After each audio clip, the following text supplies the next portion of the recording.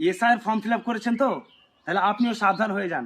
যেহেতু এসআইয়ের ফোনে মোবাইল নাম্বার লাগছে, আধার কার্ড লাগছে, তাহলে অবশ্যই সাবধান হন।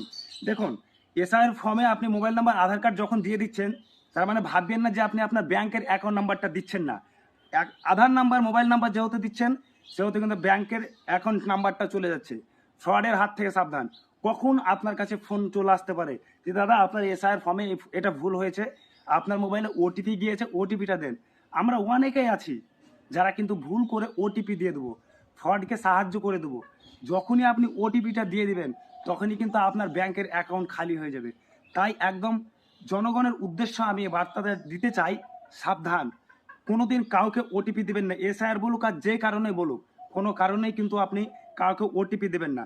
যদি কোনো ভুল হয়, বিএলআর সঙ্গে যোগাযোগ করুন, কিন্তু কাউকে ওটিপি দিতে যাবেন না। আর আমার এই পোস্টটা দেখে যদি ভালো লাগে, তাহলে অবশ্যই জনসাধারণের উদ্দেশ্যে একটু শেয়ার করে দেবেন। থ্যাংক ইউ, ধন্যবাদ।